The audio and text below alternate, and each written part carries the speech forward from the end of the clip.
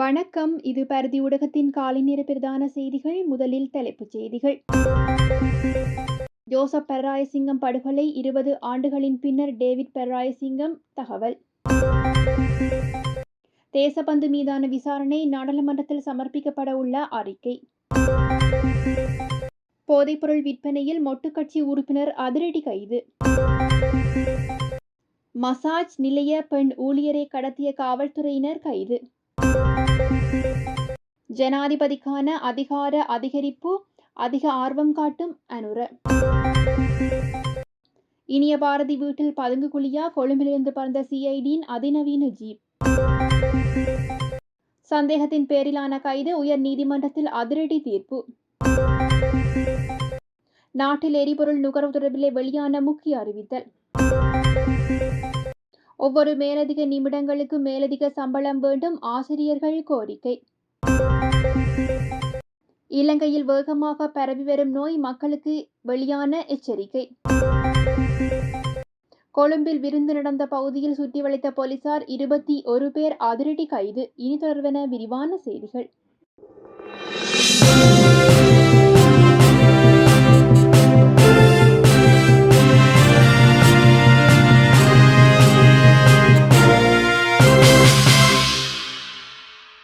தன்னுடைய தந்தை படுகொலைக்கான நீதி கிடைக்கும் என்பதில் தனக்கு உறுதி இல்லை என படுகொலை செய்யப்பட்ட ஜோசப் பெர்ராயசிங்கத்தின் மகன் டேவிட் பெர்ராயசிங்கம் தெரிவித்திருக்கின்றார். அதற்கு காரணம் பின்னால் இருந்த பிள்ளையானை வெறும் துருப்புச்சீட்டாகத்தான் தன்னுடைய தந்தைக்கு கொலையை தாங்கள் பார்க்கின்றோம் எனவும் அதற்கு பின்னால் இருந்தது இலங்கை அரசுதான் எனவும் குறிப்பிட்டுள்ளார். அப்பாவின் படுகொலை என்பதை தாண்டி இலங்கையில் நடைபெற்ற அனைத்து கொலை மற்றும் குற்றங்களின் பின்னணியில் இலங்கை அரசாங்கம்தான் இருக்கின்றது. ஆகையால் தனக்கு நீதி கிடைப்பதில் நம்பிக்கை இல்லை எனவும் கூறியுள்ளார். மேலும் இலங்கை அரசியல் களம், தமிழர் பிரதேச அரசியல் களம், தந்தையின் படுகொலையின் விரிவான பின்னணிகள், அடுத்த கட்ட நடவடிக்கைகள் குறித்தும் பலதரப்பட்ட விடயங்கள் கருத்துக்களையும் தான் கலந்துரையாடி வருவதாகவும் ஜோசப் பெர்ராயசிங்கத்தின் மகன் குறிப்பிட்டுள்ளார். இடைநீக்கம் செய்யப்பட்ட காவல்துறை மா அதிபர் தேசபந்து தென்னக்கோன் மீது சுமத்தப்பட்டுள்ள குற்றச்சாட்டுகளை விசாரணை செய்த குழுவின் அறிக்கை நாடாளுமன்றத்தில் சமர்ப்பிக்கப்பட உள்ளது.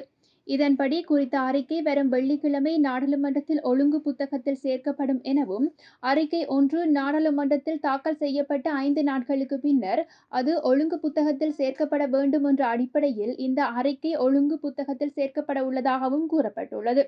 இந்நிலையில் தேசபந்து தென்னக்கோனை பதவியில் இருந்து நீக்குவதற்கான நடைமுறையை சபாநாயகர் ஜெகத் விக்ரமரட்ன அண்மையில் கோடிட்டு காட்டியுள்ளார்.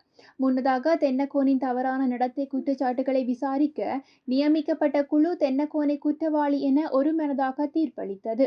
அதன்படி விசாரணை அறிக்கை மீதான விவாதம் 2025ஆம் ஆண்டு ஆகஸ்ட் மாதம் 5ஆம் தேதி நடைபெற உள்ளமையும் குறிப்பிடத்தக்கது.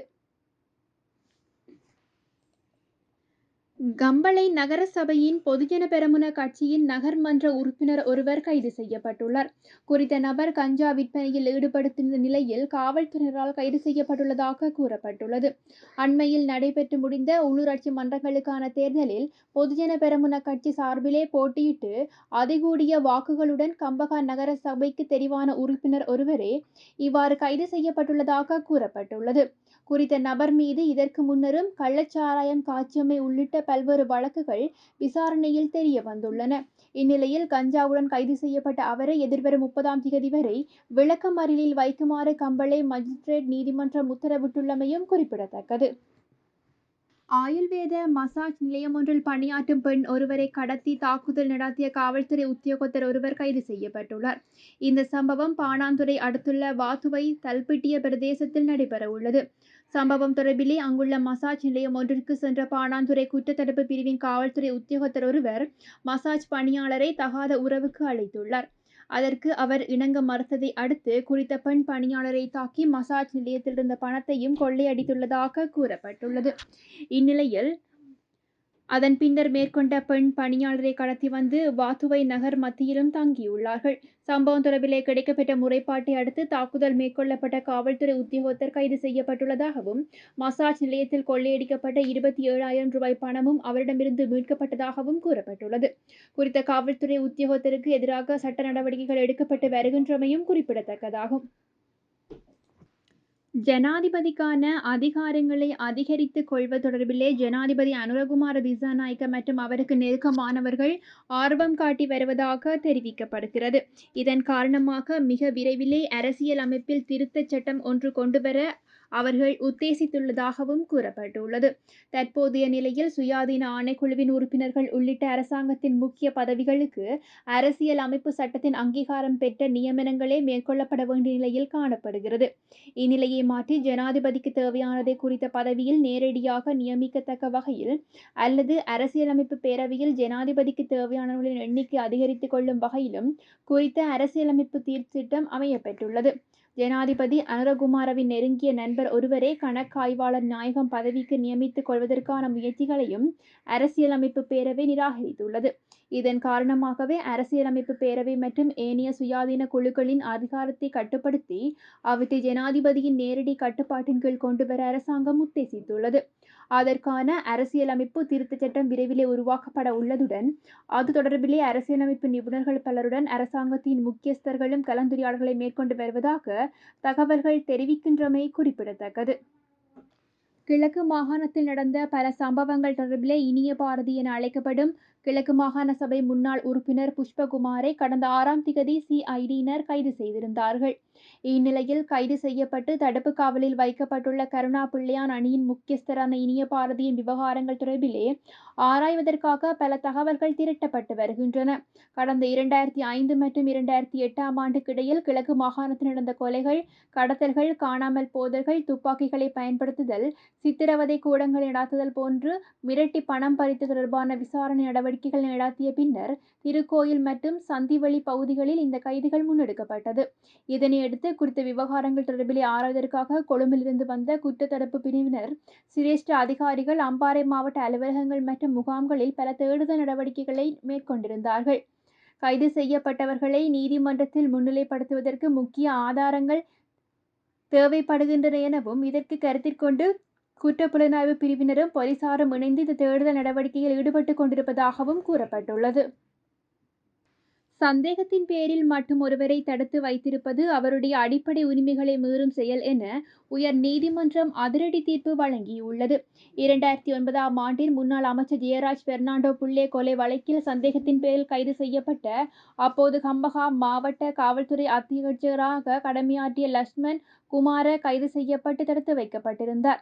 லக்ஷ்மன் குரே மீது தாக்குதல் நடத்தப்பட்டு சட்டவிரோதமாக கைது செய்யப்பட்டமை குறித்து இலங்கை உயர் நீதிமன்றம் தீர்ப்பு வழங்கியுள்ளது.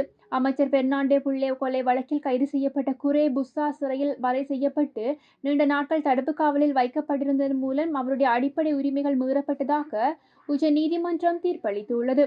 பிரதமர் முர்மு பெர்னாண்டோ, நீதிமன்றம் பிரியந்த பெர்னாண்டோ மற்றும் நீதியரசர் AHMD நவாஸ் ஆகியோரால் வழங்கப்பட்ட இந்த தீர்ப்பில் இலங்கை அரசாங்கம் பாதிக்கப்பட்ட லக்மன் குரேவிற்கு நஷ்ட ஈடாக 30,000 ரூபாய் வழங்க வேண்டும் எனவும் உத்தரவிட்டுள்ளது. மேலும் சித்திரவதையில் ஈடுபட்டதாக குற்றம் சாட்டப்பட்ட 2 தற்செயல் சேவையில்லாத இராணுவ அதிகாரிகள் தங்களுடைய சொந்த பணத்திலிருந்து 3 லட்சம் ரூபாய் செலுத்த வேண்டும் எனவும் 2 போலீஸ் உத்தியோகத்தர்களும் தலா 20 லட்சம் ரூபாய் செலுத்த வேண்டும் எனவும் உத்தரவிடப்பட்டுள்ளது. தண்டனை, சித்திரவதை, மனிதாபிமானம் மற்றும் அபாயகரமான அணுகுமுறைகளை எதிர்கொள்ளக்கூடாது என அரசியலமைப்பு 11ஆம் பிரிவும், குற்றச்சாட்டு இல்லாமல் நீண்ட நாட்கள் தடுப்பில் வைக்க இயலாது என 13ஆம் பிரிவும் மீறப்பட்டுள்ளதாக நீதிமன்றம் குறிப்பிட்டுள்ளது. நாட்டில் எரிபொருள் நுகர்வு சுமார் 30% குறைந்துள்ளதாக வலுசக்தி அமைச்சர் குமார ஜெயக்கொடி தெரிவித்துள்ளார். புதிய பெட்ரோல் நிலையங்களுக்கான அனுமதி பத்திரங்கள் வழங்கும் நடவடிக்கை இடைநிறுத்தப்பட்டதாகவும் அவர் சுட்டிக்காட்டியுள்ளார். மின்சார உற்பத்திக்கு புதுப்பிக்கத்தக்க ஆற்றலை அதிகமாக பயன்படுத்த முயற்சிகள் மேற்கொண்டு வருவதாகவும் அமைச்சர் இதன்போது குறிப்பிட்டுள்ளமை தெரிவிக்கத்தக்கது. அரசாங்க பாடசாலை நேரத்தை 30 நிமிடங்கள் நீடிக்க நடவடிக்கை எடுத்தால் அது ஆசிரியர்களுக்கு மேலதிக கடமைகள் மற்றும் பொறுப்புகளை ஏற்படுத்தும் என, அதற்கேற்ப சம்பள உயர்வு வழங்கப்பட வேண்டும் என இலங்கை சுயாதீன ஆசிரியர் சேவை சங்கம் வலியுறுத்தியுள்ளது.